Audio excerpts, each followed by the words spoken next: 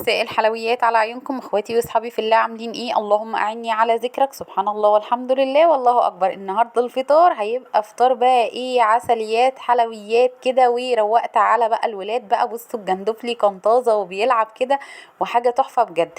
وكمان جبت بقى نص كيلو من الجمبري، وجبت سمك بلطي بس ما جبتهوش كبير، جبته صغير علشان خاطر عندنا الحاجه ما بتحبش الكبير، ماما يعني بتحب السمك. بصوا الجندفلي كان هيجنني بصراحه لانه كان طازه وبسم الله ما شاء الله حلو قوي. وجبنا سمكتين بوري. تعالوا كده صلوا على الحبيب المصطفى سيدنا محمد، اللهم صل وسلم وبارك عليك يا حبيبي يا رسول الله. وتعالوا نشوف هنعمل ايه مع بعض. انا دقه هنا ايه، قرن فلفل، توم، كمون، ملح، بس مفيش اي حاجه تانية خالص، وهي دي هتبقى تتبيله السمك كله. وان شاء الله باذن الله هتعجبكم. هناخد بس ايه الاول السمك البلطي، وجبته زي ما قلت لكم مش كبير، جبته يعتبر وسط كده علشان خاطر ماما عندي ما بتحبش السمك الكبير، بتقولك السمك الكبير ده ملوش طعم. وهنبتدي ان احنا نتبل السمك بتاعنا من جوه ومن بره ونحطه على جنب. وده كانت اول حاجه. وما تنسيش بقى يا بطه يا وزه يا حلوه انت وهي تحطي اللايك بتاعي وتكتبي لي كومنت حلو منك يفرحني ويسعدني. ويلا بينا تعالوا، النهارده الفيديو مليان حاجات حلوه جدا جدا. هنا بقى كده سمينا الله وصلينا على الحبيب، وقطعت كده بطاطسايه زي ما انتم شايفين، واخدت حته من الثوم بالملح بالكمون كده بقرن الفلفل وحطيتها على البطاطس. وهنبتدي ان احنا نتبل البوري بتاعنا. ممكن طبعا انا كنت عاملاه كذا مره معاكم على القناه، لو دورتي هتلاقيه كنت عاملاه سنجاري وكنت عاملاه بخلطه حلوه قوي قوي. دلوقتي بس انا مش هعمله، يعني مش هحط فيه اي حاجه خالص غير هو الثوم والبطاطستين بالثوم كده بيبقى طعمهم حلو قوي قوي. انا بقى تبلتهم هنا زي ما انتم شايفين كده من جوه ومن بره، وهنحطهم ودول هيتحط عليهم نقطه زيت وهيخشوا الفرن. وطبعا اهم حاجه في السمك يا جماعه هو نظافته، يعني دي اهم حاجه. طول ما السمك نضيف معاكي طول ما بتاخدي نتيجه كويسه قوي. وعصره الليمون وشويه كمان من الزيت، هنحط حبه زيت كده على الوش ودي هتخش الفرن. وطبعا بحط بقى ايه قبل ما ادخلها الفرن كده، بحط للبطاطس من تحت ربع كوبايه صغيره قوي من الميه عشان خاطر البطاطس تستوي، لانك لو دخلتيها كده البطاطس مش هتستوي صدقيني. فهي ربع كوبايه الميه الصغيره دي هي دي اللي هتسوي معاكي البطاطس بتاعتك بس. وحبه بقى الزيت الحلوين، ونروح بقى دي نحطها فين، نروح نحطها في الفرن. هنا بقى كده سمي الله وتعالي شوفي انا بعمل حركه كده او بعمل حاجه كده، بحط لا اما حته زبده لا اما حته سمنه. هو في ناس بتحب تحط زيت طبعا، بس انا بصراحه بحس ان حته السمنه او حته الزبده بتغير معايا من طعم الجمبري لما باجي اعمله.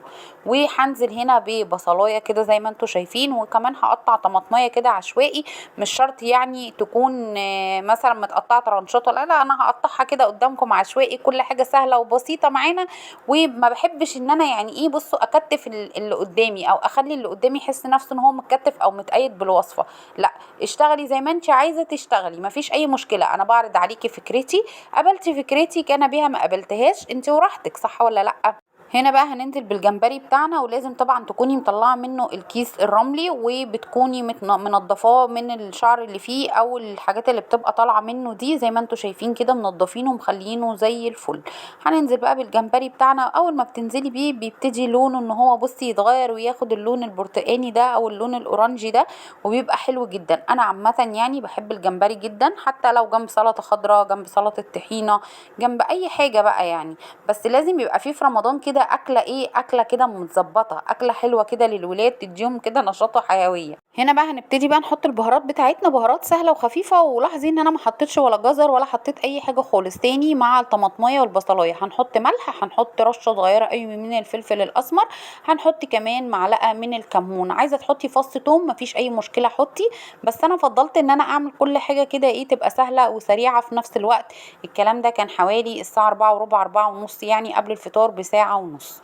خلاص كده، خلاص تمام وكله مية مية. هاتي بقى عصرة ليمون، واحدة ليمونية كده كبيرة محترمة كده، وانزلي بيها، بتدي جمبري طعم حلو قوي قوي مع حتة الزبدة اللي احنا حطيناها، بجد الطعم بيفرق كتير.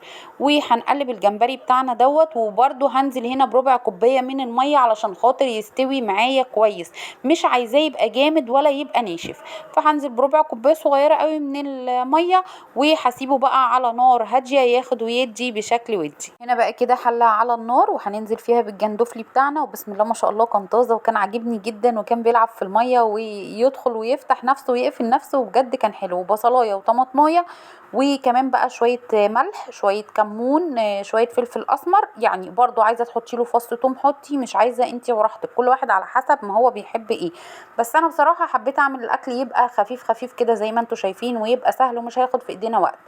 خلاص كده ده تمام. الجندفلي ولا بنحط له ميه ولا بنحط له اي حاجه خالص نهائيا. هنا بقى كده هتنزلي بعصرة الليمون بتاعتك، ليمونية كبيرة كده، وهتقلبيه وبرده هتحطيه على عين تكون واطية ما تكونش عالية، وتسيبيه ياخد ويدي بشكل ودي وهيستوي معاكي وهيبقى تمام التمام.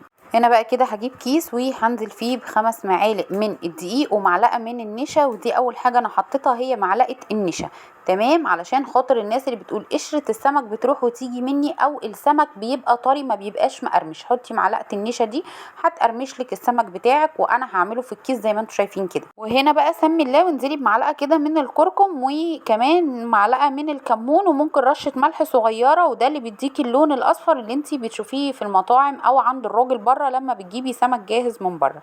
بس كده مش هنحط اي حاجة تانية، وهنبتدي بقى ان احنا نبدر السمك بتاعنا جوه الكيس. هنا بقى كده صينيه كده وهناخد شويه من الدقيق كده ونبدر الصينيه بيهم علشان خاطر نحط السمك عليها، وهبتدي ان احنا نعمل السمك في الكيس كده، ولا هتبهدلي الدنيا ولا هيحصل معاكي اي حاجه خالص، هتبقي بدرتي السمك بتاعك. بصي في قلب الكيس انا بحط سمكيه سمكيه وابدرها في الكيس وبتطلع معايا تمام و100 فل و10 اهي. بصي سمي الله وحطي السمكيه بتاعتك كده جوه الكيس وابتدي انطري الكيس شمال ويمين كده بالراحه. خلاص اتبدرت معاكي السمكيه، طلعيها وحطيها على الدقيق بتاعك اللي في الصينيه، وبكده نبقى جهزنا اهو السمك معانا. بسم الله ما شاء الله حلو جدا.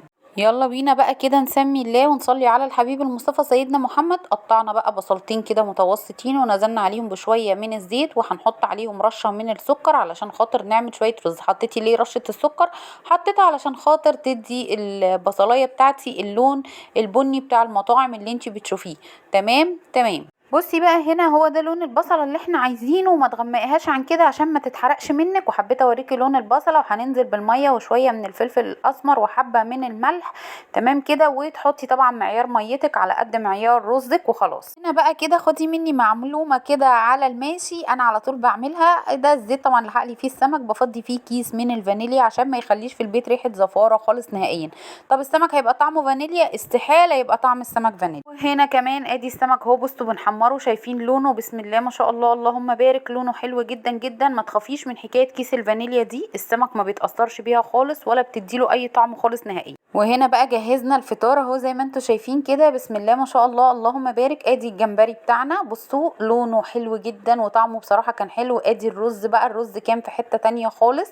وادي الجندفلي وادي السمك بتاعنا وادي السمك البوري. وعملنا كمان جنبه شويه سلطه كده بكابوتشايه وطماطميه، وممكن سلطه طحينه، سلطه بنجر، على حسب ما انتوا بتحبوا ايه جنب السمك. يا رب الطريقه والفكره تكون عجبتكم، ويا رب اكون عند حسن ظنكم. بصوا السمك البلطي بسم الله ما شاء الله حلو جدا. واقول لكم بقى زي ما بقول لكم كل مره، السلام عليكم ورحمه الله وبركاته.